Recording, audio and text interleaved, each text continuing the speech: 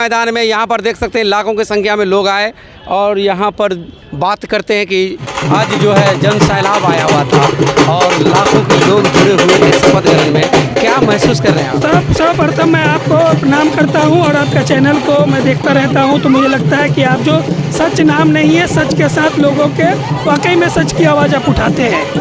दूसरी चीज़, मेरा नाम इरफान अली जामिया वाला है। आज तक भारत के जितने भी पार्टी थी वो मुसलमानों को ठगने का काम किया है। हम लोग लगातार 12 साल से इस पर काम कर रहे थे। ऑल इंडिया पासबांदा मुस्लिम महाज का राष्ट्रीय महासचिव हूँ। वक्फ बोर्ड की कमेटी में मैं 29 जो MP थे उनके साथ मैंने लड़ाई किया और तमाम लोगों के साथ नीतीश कुमार जी ने पहली बार देश में एकता और अखंडता की बात करके हम लोगों ने, और मुसलमानों ने 4% से 5% मुसलमानों ने, जो दलित मुसलमान है जिसके लिए नीतीश जी ने काम किया है, जिसके लिए हमारे यशस्वी प्रधानमंत्री माननीय श्री नरेंद्र मोदी जी ने काम किया, उनको वोट देने का काम किया। हमारी माँ बहनें जिसकी इज्जत करते हैं उनको समझ में आया तो उन्होंने वोट दिया। और पहली बार ये लगता है कि देश में 75 साल से लोग बेवकूफ़ बना रहे थे और वो मुसलमानों को ये समझते थे, राजद कांग्रेस, कि हमारा जो है मुसलमानों पे हक है, अधिकार है। जिस चीज़ को हम लोगों ने छिन्न भिन्न कर दिया और 6 से 7% वोट लाने में कामयाब रहे। और हमने चैलेंज किया था, हम लोगों ने चैलेंज किया था तेजस्वी को और प्रशांत किशोर को, दोनों को, कि भाई देख लेना इस बार विकास पे जो काम करता है उनके साथ है, आप लोग को ठगने से हम लोग अब ठगाने वाले नहीं है। तेजस्वी यादव भी शपथ ग्रहण में भी नहीं आए, क्या लगता है अपने वोटरों को अधिकार भी देने के लिए नहीं आएंगे, उस पर आप क्या कहना चाहेंगे? ये तो हमें बहुत शर्म की बात है और मैं समझता हूँ कि भारतीय लोकतंत्र में ये बहुत शर्मनाक बात है। और शर्म की बात इसलिए है कि वो पढ़ा लिखा है नहीं, उसने लोकतंत्र को पढ़ा नहीं होगा, संविधान को पढ़ा नहीं होगा। 4 लाइन अंग्रेजी में बोलने से नहीं होता है ना।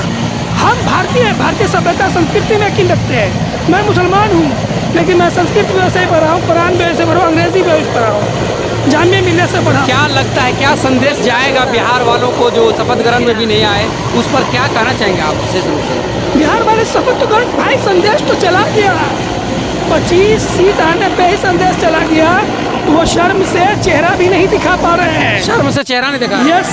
क्या लगता है मुसलमान को और यादव को हर जगह चर्चा हो गया था कि तेजस्वी यादव का वो फैन है, लेकिन इस बार तेजस्वी यादव को बहुत ही बड़ा झटका लगा। मुसलमानों ने उनको उठा करके फेंक दिया है और ये साबित कर दिया है कि 14% पसमानदा मुसलमान जो है वो, तो अभी भी देखिए वो तो जो 3% मुसलमान जो है ना, उन्हीं को देखते हैं और उनको जी हुजूरी करते हैं, उनके खानकाह पे जाते हैं, उनके मदरसा पे जाते हैं। जो दलित पसमानदा है, नट बक्को, पमियारी, अंसारी, जोला, कुजरा, कवारी, अतरिया, पतरिया, नट, आपने नाम भी नहीं सुना होगा, इसकी हालत, हम तो जामिया से, दिल्ली से, JNU से पढ़ के यहाँ तक आ चुके हैं और लोगों की आवाज़ उठाते हैं, लेकिन उसकी आवाज़ कौन उठाएगा?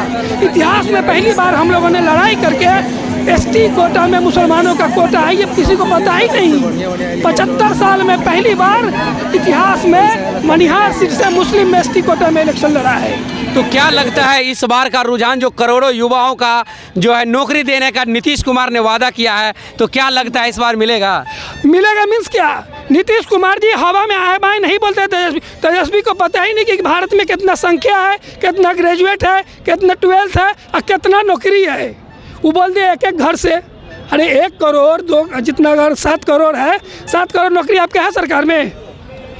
नीतीश कुमार जो है करोड़ों युवाओं का दिल पर राज कर रहे हैं, उस पर क्या कहना चाहिए? इसका कारण है कोई इंजीनियर है, पढ़े लिखे, he knows very well how to change our society through education, he knows very well, समझ रहे? तो वो जानते हैं शिक्षा का महत्व क्या है। वो अम्बेडकर जी को पढ़ा है उन्होंने।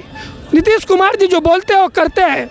उन्होंने जो बोला कि औरतों को मैं एक धारा में लाऊंगा, उन्होंने औरतों को एक धारा पे ले आया और औरतें अपने हस्बैंड से लड़ाई करके वोट दिया है। पसमानदा मुसलमान। विपक्ष का कहना है कि नीतीश कुमार ने जो है खुले शब्द में 10-10 हज़ार रुपया जो इलेक्शन मुद्दा पर दिए थे वही जीत का विषय है, उस पर क्या कहना चाहिए? जी नहीं, ऐसा कुछ नहीं है। इलेक्शन का मुद्दा जो है वो अगर ऐसा होता तो संविधान जो है इस पर और जो चीज़ें उस पर बातचीत होती, लोकतंत्र का हनन होता, ऐसा कुछ नहीं है। उन्होंने 75 साल से उन्होंने लोगों को बेवकूफ़ बनाया। उन्होंने कि हम तुमको ये देंगे, ये देंगे, ये देंगे, कुछ नहीं। अरे भाई आज अगर मुसलमानों को मिल रहा है वो हिंदू को भी मिल रहा है, हाँ, मैं मानता हूँ कि कुछ जगहों पे कुछ नेता जो हैं, जो हिंदू नेता है, वो दलित मुसलमानों को मारने करते, लेकिन वो कुछ मुसलमान ही ऐसी है जो देश में उल्टा पुल्टा काम करते हैं। हम भारतीय हैं, पहला भारतीय है। हम संस्कृत में ओम सहस्र शीर्ष पुरुष सहस्राक्ष सहस्रपाशा भूमि विश्वतो वृत्वा तैति दशांगुलम बोलना जानते हैं, तो कुरान भी पढ़ना जानते हैं। बिस्मिल्लाहिर्रहमानिर्रहीम कुल अल्लाहु अहद अल्लाहु समद लम यलिद वलम यूलद वलम यकुल लहू कुफुवन अहद। और दोनों में मैसेज जो है, वो मैसेज जो है पूरी तरह से मानवता का मैसेज। तो बिहार में जहाँ तक की बात होती है, हिंदू और मुसलमान की बात होती है, तो क्या लगता है इस बार भारतीय जनता पार्टी की तरफ से हिंदू और मुसलमान का जो चर्चा चल रहा है सोशल मीडिया पे, उसका वो खत्म हो जाएगा? वो खत्म हो गया भाई, वो खत्म हो गया। तभी तो मैं दिल्ली से हर जगह से लोग जाकर के मिल रहा हूँ। जी, आप अपना परिचय बताइए। मोहम्मद इरफान अली जामिया वाला, राष्ट्रीय महासचिव ऑल इंडिया पसमानदा मुस्लिम महाज। वक्फ बोर्ड में जो हज़ारों 9 लाख एकड़ जो गरीब पसमानदा का ज़मीन खाया हुआ है लोग, नरेंद्र मोदी जी को लेटर मैंने लिखा, नीतीश जी से मिला, मेरे पास फ़ोटो भी दिखाता हूँ। और उन्होंने कहा कि मैं जितने भी लोग दलित मुसलमानों के कब्जा किए हुआ है, उन लोगों को मैं छीन के दूंगा सबको।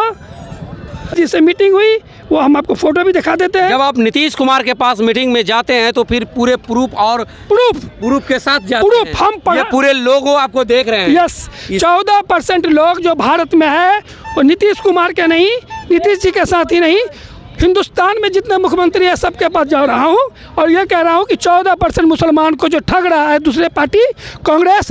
एक बात मैं आपको बोल रहा हूँ कि 10 अगस्त 1950 को कांग्रेस ने मुसलमानों का आरक्षण छीना।